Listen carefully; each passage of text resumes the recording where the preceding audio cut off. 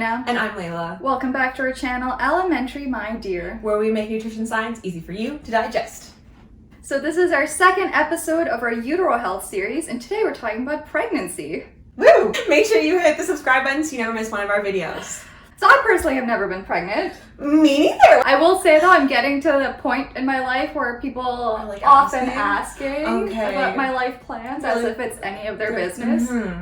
Even though I just turned 24, I feel like a baby and that I shouldn't be pregnant or have a baby. Yeah, pregnancy sounds not fun. Yeah, I don't hear a lot of good things. Actually, just yesterday I was getting like a pedicure and the woman sitting next to me, she was just like in absolute heaven. And she was talking about how like once you're pregnant and you're having a baby, like these moments are so rare, and like just like talking about, she was just like dying of happiness because she had some time alone. Oh goodness. And I'm sure I always hear about pregnant women talking about like their feet swelling up and all that kind of stuff. So just be able to sit down, get her feet done. You people are making it sound very tempting. Honestly, people talk about pregnancy and sometimes people talk about children as if they're like the worst things ever, and then they're like, but then it's magical. It's magical, you need to do it. I mean, it's good. I'm glad.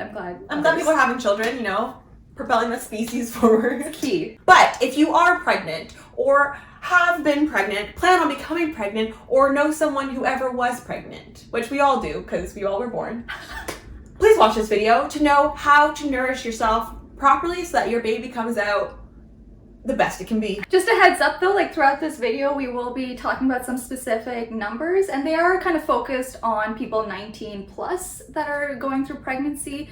So if you're younger than that and going through pregnancy, do make sure that you're talking to your doctor. I mean, even if you're 19 plus, you should still be talking to your doctor or dietitian. Yeah. But yes, because the needs are higher when you're an adolescent having a baby. Without further ado, let's jump into pregnancy nutrition. So we'll start off, I guess, just talking about what pregnancy is. For anyone that, for some reason, doesn't know. Pregnancy, it is when there is a fertilization of the egg and implants in utero, and then it grows into a human being inside of a body, which is wild. And the entire process takes about 40 weeks from the time of the last period. And just some interesting definitions, if you will. For the first 8 weeks of pregnancy, it is considered an embryo, and then from 8 weeks till birth, it's considered a fetus.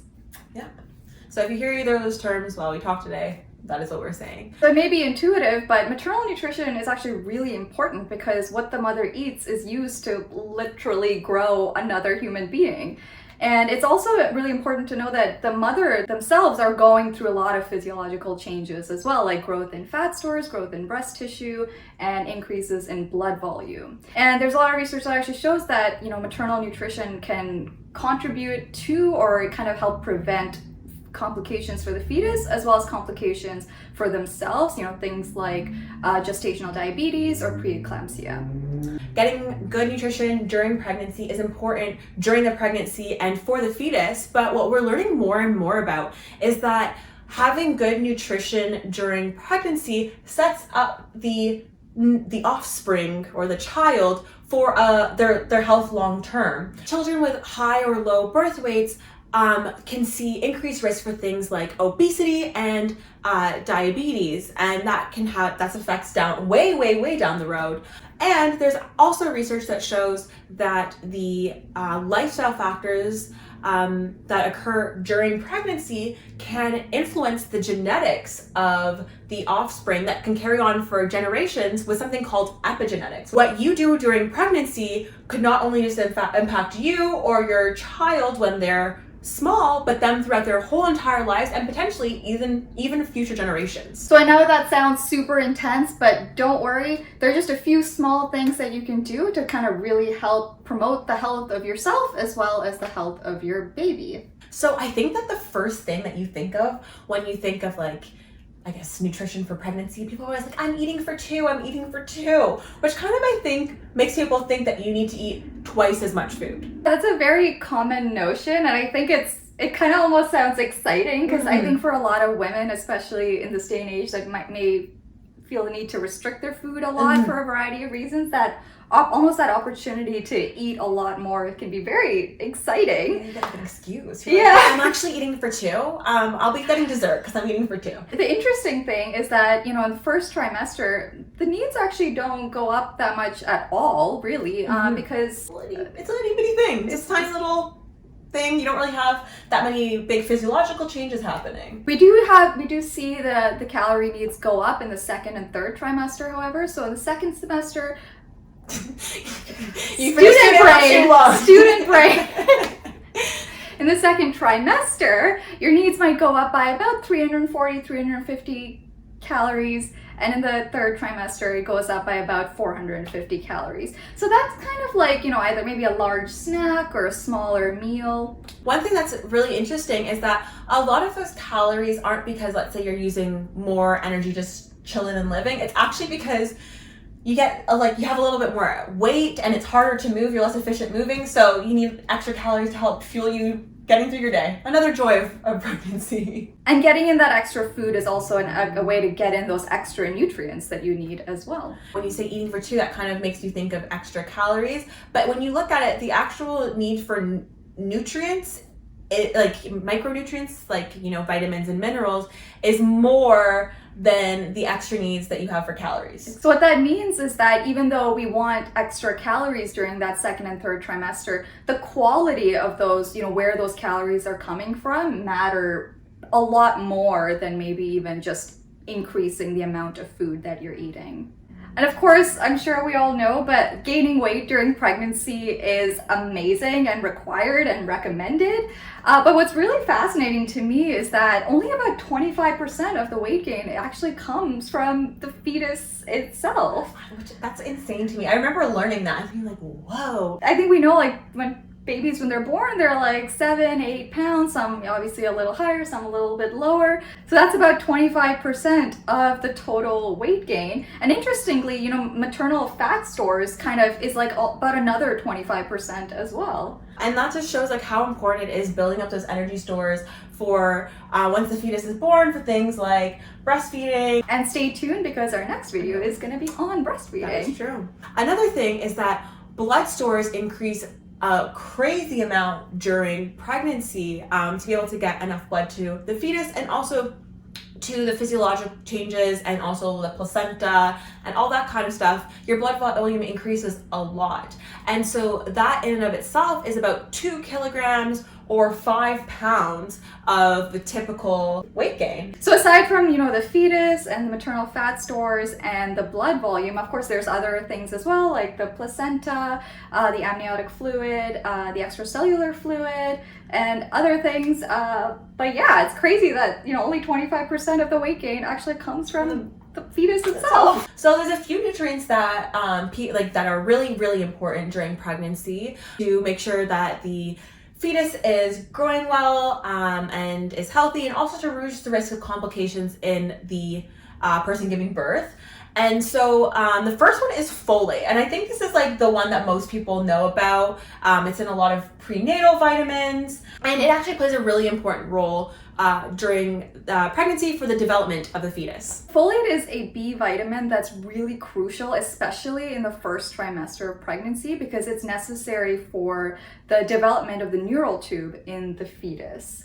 And the neural tube is basically the embryonic precursor to the central nervous system, which is the brain and the spinal cord, which is pretty important stuff because it's especially important in that first trimester when a lot of people don't even know that they're pregnant yet. It's actually recommended that, you start taking that prenatal vitamin as soon as you're starting to try, and it's actually even recommended for all people of childbearing ability and age to take that supplement just in case. Another nutrient that's really important is calcium. And actually, this is something that's a little bit newer in the guidance. Calcium helps reduce something called preeclampsia, which can result in really high blood pressure and endanger the life of the fetus and the person giving birth as well. So important to get your calcium in. It's also important for bone health of the fetus? Dairy foods are actually some of the most common sources of calcium in the North American diet. So things like dairy milk and hard cheese, halloumi, things like that. In terms of non-animal or non-dairy sources, things like soy that's been prepared with calcium, as well as, fortified plant-based milks or fortified orange juices are also great sources of calcium. However, for people that don't tend to eat a lot of calcium-rich foods, so that's typically people that maybe don't eat as much dairy, it is recommended that you take a supplement of about 1.5 to 2 grams of calcium per day. Next up, we have iron. And this is really, really interesting because when you're pregnant, the amount of blood that you just get a lot more blood, which is crazy. And it's like, it can go anywhere from 20% more blood to double the amount of blood depending on who you are. Most of the time it's about 50% more blood, but that's pretty intense. That's a lot of blood. That's a lot of blood. So you need to supply your body with enough iron to build blood cells and make sure that you're transporting enough blood around to the fetus, to all your new organs. You got a placenta, you're got more happening in here. More nutrients to transport around. So your iron needs actually go up from 18 milligrams a day for people that are menstruating and not pregnant to all the way to 27 milligrams per day, which is quite the increase. And I know, with menstruation, a lot of people have difficulty getting enough iron. So going up another 9 milligrams per day, which is even more than just the regular amount for people who don't menstruate, it's a lot. So I know a lot of prenatal vitamins contain iron. So yeah, that's definitely something to look for in your prenatal vitamin is iron and folate. Those are the two things that I think are really focused on. So next up we have protein, which is super important for the growth of the fetus, the physiological changes in the mother. And the recommendations are about 1.1 gram per day at the minimum. And for the general population, it's 0.8 grams per day. So it's a slight increase, but to be honest, a lot of people do think that it should be more. And it makes sense because, as we talked about in our protein videos, protein is kind of the building block for everything in your body. So you're growing a whole new person. You need protein to put that together. Also for all your placenta and the expansion and your blood volume and all these physiological changes, protein is really important. Yeah, it's kind of thought that, a lot of the, especially with protein, the DRI recommendations are kind of the amount that you would need to kind of prevent malnutrition as opposed to the amount you'd need for optimal health. So now there are special considerations for plant-based folks. So for vegetarians, vitamin B12 deficiency and iron deficiency in the mother, it can be kind of common, as well as low birth weight in the child. So if you are, avoiding a lot of the animal products, then we do want to make sure we're prioritizing those nutrients. And again, the good news is that a lot of prenatal vitamins do have those. And so people who are vegan, there are a lot of nutrients of concern in veganism in non-pregnant populations, and most of those carry over, but we want to spend extra time thinking about them because, again, as we mentioned, nutrition plays a really important role for healthy pregnancy and also healthy baby. Some nutrients just to think about are DHA, B12, iron, iodine, among others. So talk to your physician or a dietitian if you are vegan and expecting. So all in all, it's very important to have a varied and diverse and healthy diet while pregnant, while also prioritizing certain nutrients through the use of things like prenatal vitamins. And of course, we want to make sure that you're going to your regular checkups with your doctors and maybe have a dietitian in your circle of care as well. Thank you guys so much for watching. Make sure to comment, and subscribe. Hit the notification bell so you never miss one of our videos. And follow us on our Instagram and our TikTok. Thank you for watching. Bye.